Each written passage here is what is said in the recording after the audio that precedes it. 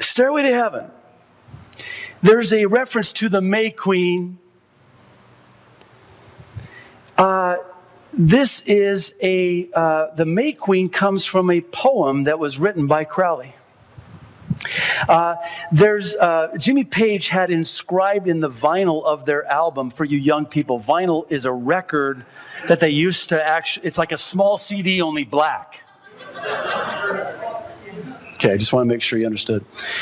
So they would inscribe in the vinyl of their album, Led Zeppelin 3, Crowley's famous words, "Do what thou wilt." That is the whole of the law. Page and Robert Plant claim some of Zeppelin's songs came via occultic automatic handwriting, including their song Stairway to Heaven. Rolling Stone magazine quoted Jimmy Page as saying that, "I told Robert to get a pen, and I started reciting the words to a song, and he wrote the words verbatim. We never changed one. We put it to music, and that song became Stairway to Heaven." I'm not going to get into the whole backwards masking thing, but I happen to believe it's true. Because see, in the subconscious, it's that subliminal input. And if you play Stairway to Heaven backwards, it does say, "I'm a little child of Satan. He will give you 666. That's how it sounds backwards. And it's very clear. It's unmistakable. Now, why would you want to do it backwards? Well, Aleister Crowley taught to do everything backwards. Walk backwards. Sing backwards. You know that the Satan worshipers recite certain passages backwards? Now, why back? Live, L-I-V-E, is evil, E-V-I-L, backwards. Now, when you do it subliminally, again, you'll accept something that you would never otherwise accept. If you came up to me and said, "Hey, JD, I'm a little child of Satan. He will give you 666. I mean, listen, even before I'm a believer, I'm thinking, no way. Now, if you give me a good beat and a really melodic and hypnotic song,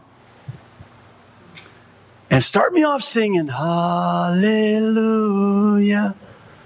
I'll sing anything you want. Oh, hail Lucifer.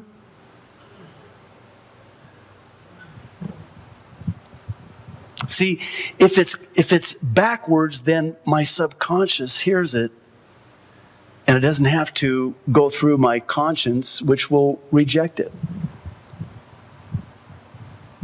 You know, advertisers, and they use subliminal advertising. They've proven that, you know, you go into a movie theater and they'll subliminally, just a flash of a millisecond, your subconscious sees popcorn, you go buy popcorn.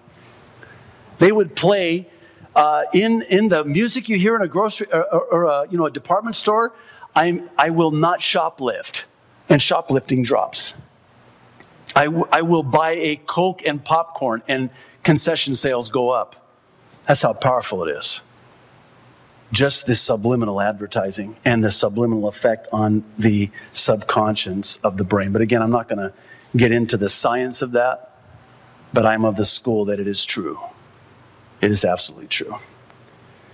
Ozzy Osbourne called Aleister Crowley a phenomenon of his time. August 26, 1980, in Circus magazine. Ozzy even had a song called Mr. Crowley. Perhaps you're familiar with it. It was dedicated to him. In the song, here's the words: "You fooled all the people with magic. You waited on Satan's call. Mr. Crowley, won't you ride my white horse?" Jim Morrison. On the back cover of the Doors' 13 album, he and the other members of the Doors are shown posing with a bust of Aleister Crowley. Jim Morrison was quoted as saying, quote, "that the souls or the ghost of those dead Indians, maybe one or two of them, were just running around freaking out and just leaped into my soul, and they're still there." Michael Jackson. Quote, "It's all of a sudden a magic from somewhere that comes and the spirit just hits you and you lose control of yourself. I wake up from dreams and go, wow, put this down on paper." Automatic writing. The whole thing is strange. You hear the words, everything is right there in front of your face, and you say to yourself, I'm sorry, I just didn't write this. It's there already. I feel that somewhere, someplace, it's all been done, and I'm the courier bringing it into the world. Carlos Santana. Quote, "I know it sounds New Age, but in my meditation, this entity, which is called Metatron, which is a demonic entity, he said, we want to hook you back to the radio airwave frequency. We want you to reach junior high schools, and universities. Once you reach them, because we are going to connect you with the best artists of the day, then we want you to present them a new menu. Let them know that they are themselves multi-dimensional spirits with enormous possibilities and opportunities." Sound like in the garden? You can be God. You have enormous possibilities and opportunities. "We want you to present them with a new form of existence that transcends religion, politics, or the modus operandi of education today." I have a whole other study that I've done on high school shootings. Without exception, every time a high school student takes a gun, goes to his school, and takes the life of fellow classmates or students and or teachers, it is without exception been inspired by the music that they listen to. Columbine, a whole documentary. Everything is documented down to the gnat's eyebrow, without exception.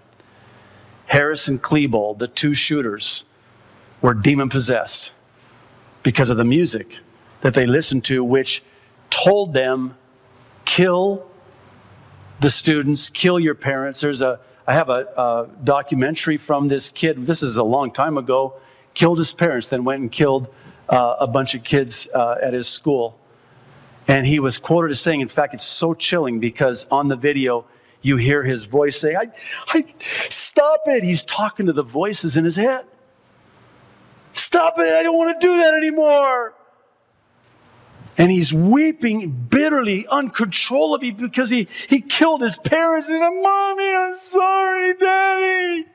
He's a kid possessed by Satan through the music.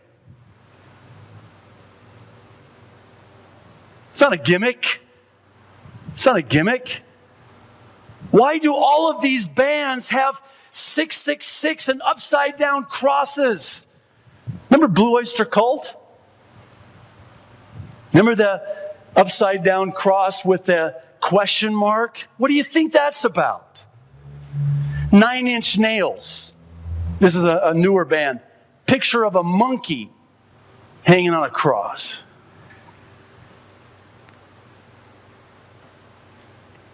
That's my Jesus. That's my Jesus. And Lucifer hates my Jesus. And Lucifer hates me. Keith Richards, the Rolling Stones. You want to talk about a satanic group? Remember their song, Sympathy for the Devil? Oh, it's just a gimmick. Excuse me. No, Keith Richards and what's the main guy's name again with the lips? What's his name? Mick Jagger, demon-possessed. They sold their souls to Satan. Keith Richards, quote, "The devil doesn't bother me. It's that God that me off. There's a demon in me. I've got 4 or 5, and we're all good friends.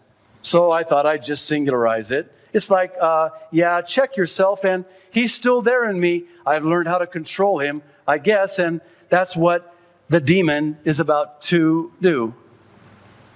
Close quote. Keith Richards. Kurt Cobain, quote, "I'll get stoned and worship Satan." Black Sabbath. 1976, 2-album record titled "We Sold Our Souls for Rock and Roll." AC/DC.